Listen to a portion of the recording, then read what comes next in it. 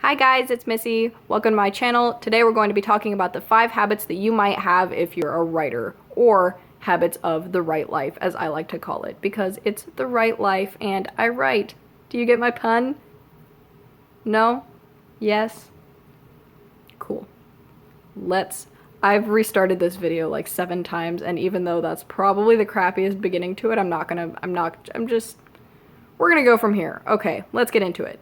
Number 1, I have a list, is wondering if Googling certain things like murder is going to get the FBI at your doorstep. I particularly have a problem with this because I like to be really specific, or not specific, but I like my research to be thorough, and if I'm going to have killing scenes in my book, I don't want someone to read it and be like, dude, that's so unrealistic. Like, don't you watch Dexter? Like, that's a really bad example, but I'm sure you know what I mean.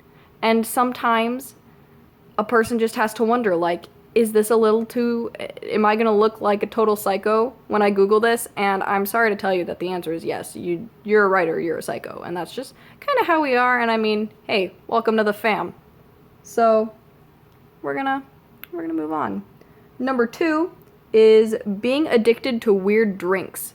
So I know that a lot of people are addicted to like coffee or tea, and I like both. I prefer coffee over tea, but my writing drink is not coffee. If I'm writing, I have to be drinking this really obscure kind of carbonated water called Clear American, I think. In my town, they only sell it at Walmart. And I like the Fuji apple kind because when you drink it, it tastes like taking a bite out of an apple. It's the greatest thing. And it's just really very specific. It's not just like, oh, I drink coffee when I write, you know? So there's that. I mean, it's cheap, so hey, if it's cheap, more power to you. Number 3 is that you are a procrastination pro, and I will tell you that I have this one down. I am the absolute worst at procrastinating. For example, when procrastinating, a person's brain will sometimes, this is totally not science, this is just me saying this, a person's brain will just kind of notice really ridiculous things. So like, for example, we have a little like Narnia light out in our yard, and it's been there as long as the house has been here. And it was just flickering, and I noticed it, and it's not flickering anymore, and that's really weird to me, especially because my husband just replaced the light bulbs. So I don't really know what that's about, but I mean, hey, exhibit A, right?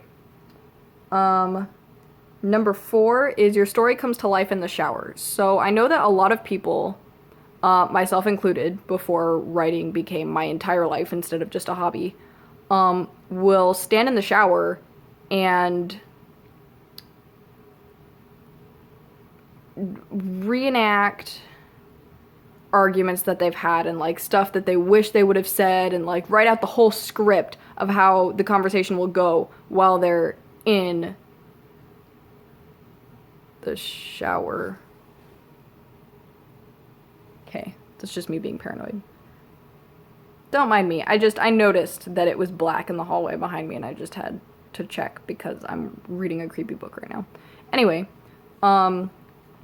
but now, something that I do, and I'm something that as a writer I'm sure that you do, is I'll reenact scenes from my book in the shower and like play the conversation back and forth and see if it matches up with my idea of how a conversation between real people would actually go, because I've read books where I'm reading the dialogue and I'm like, that's absolutely not how conversations in real life go. If there's only 2 people, you're not going to say the person's name every time you verbalize your thoughts. That's just not how life is. And so that's something that I do, and something that I'm sure a lot of people do, because humans are not original, and it sucks, but it's the truth.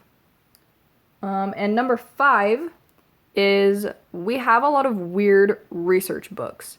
So I'm sure I'm aware that I'm starting all of my explanations for these things with so, and it's annoying the crap out of me, so I'm sure it's annoying the crap out of you, but I can't go back and change it now, and I'm not going to refilm. So, you know, like, we're just going to deal.